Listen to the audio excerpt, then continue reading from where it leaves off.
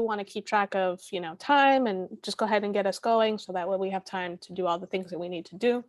Like I said, we are going to be going through a lot of information today. I'm sure there will be questions. Danya here, she's one of our supervisors, is going to be managing the chat. So if you have any questions, feel free to go ahead and chat her, and then we'll get to the questions at the end. We'll have a Q&A after we go through some of this information, and so you'll be able to kind of speak up if something comes to mind at that point as well. I do have you guys all muted. It's just for the sake of being able to kind of hear and get through this information. Again, I want to make sure I hear from everybody as well if you guys have any questions, but we'll just save it for a little bit later. Members who are here right now, I just want to make sure that somebody is nearby, whether it be a family member, somebody from home, whomever. I just want to make sure that we're all listening to this information just because it is quite a bit. But I will be sending this recording and stuff out as well, so you guys can review it a little bit later. Okay. All right. So without further ado, I'm just going to jump right into it.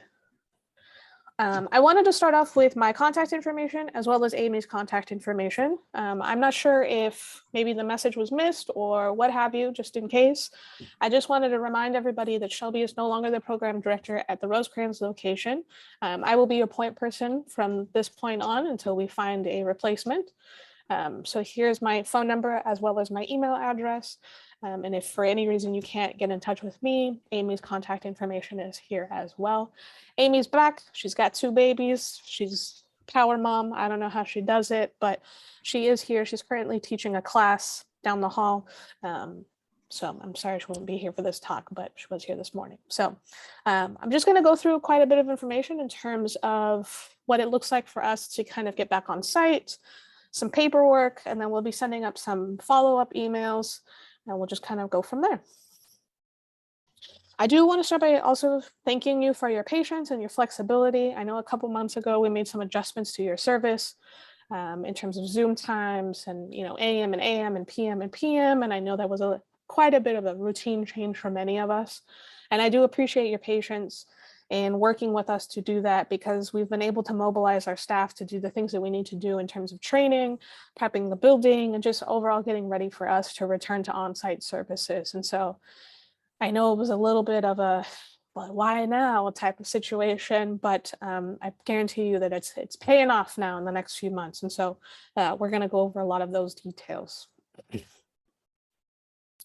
So I wanted to start with letting you guys know what steps it takes to schedule a member. It's not as easy as just kind of like, let's bring everybody back, but there's like things that we have to do. There's boxes we have to check off. There's people we have to talk to. And so it's just making sure that we're all on the same page in terms of what that looks like. And so that way we know where we're at in each of those phases, essentially. So step 1, we need to make sure that you're interested.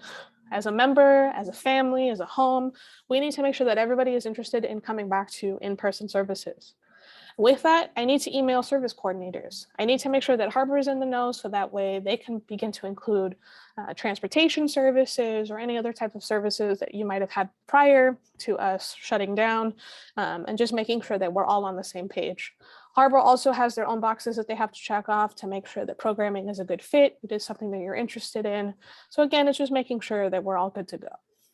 Step 2 is reviewing the health and wellness agreement. So that's the stuff that we're actually going to go through as a whole today. And then that is just, health and safety information, making sure we understand the new protocols that we have in place. COVID has changed a lot of things, but a lot of it is also the same. So it's just making sure that we understand what our expectations are when we're on site. After that, we schedule preview day.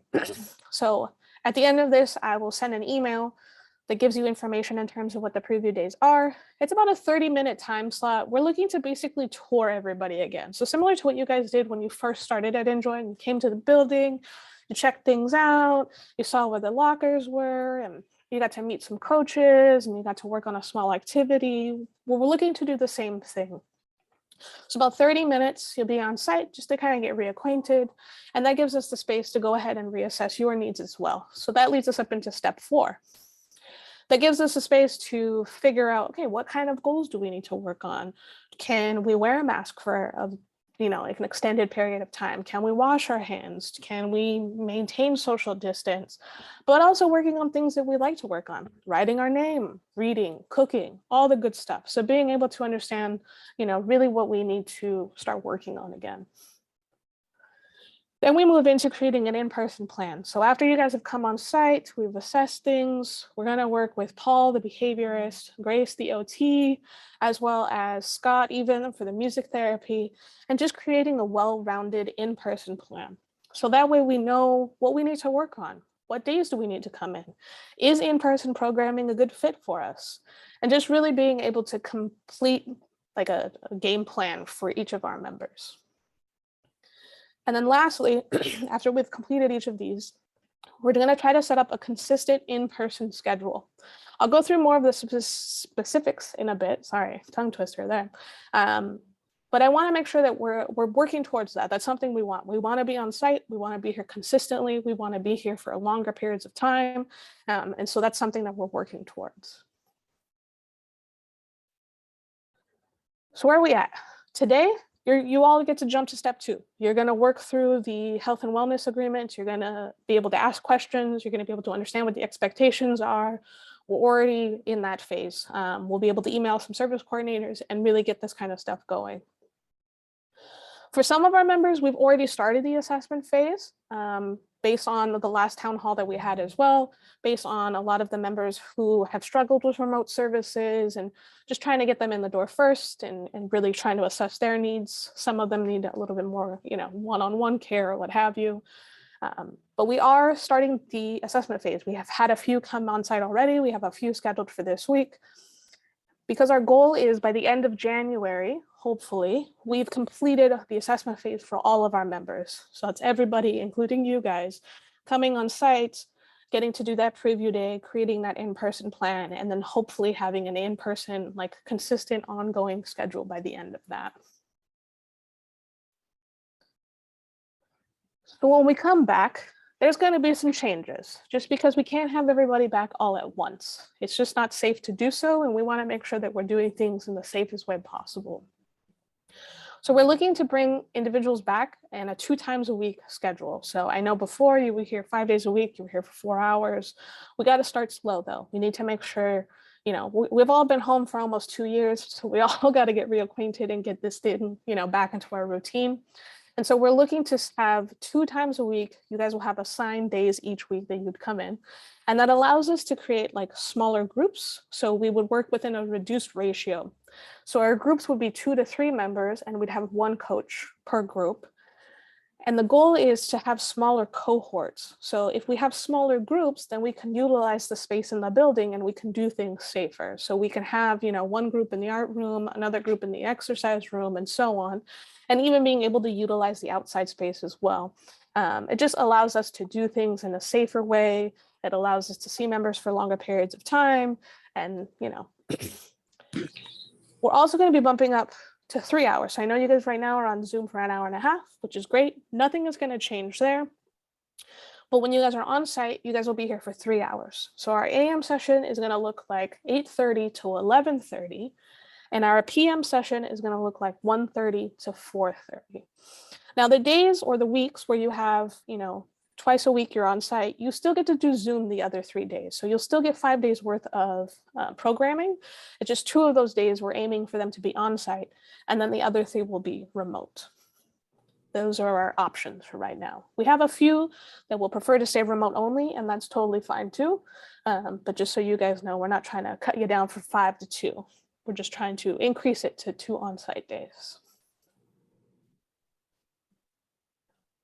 So now we're going to go through some of the health and wellness stuff. I know a lot of this information may be repetitive, but it's one of those things we just have to go through to make sure that we're all on the same page. Again, if you guys have questions, if you just save them to the end, I'd be happy to go ahead and answer them. So let's talk exposure risk. If we were to stay remote and just everybody were to do Zoom and continue to do it this way, we would still maintain that low exposure risk. We're at home, it's safe. There's nobody else around us. It's our family unit or our home unit. But at some point in time, we've got to venture out, right? So the some exposure risk is us coming back into the building, but not everybody here at once, right? Working in smaller groups, being here for less, less days of the week, being with only 2 members rather than, 6 members, being able to just kind of mitigate as much as we can in terms of maintaining safety. The highest exposure risk is if we were to all come on site all at once, no preparation, we're just here ready to go.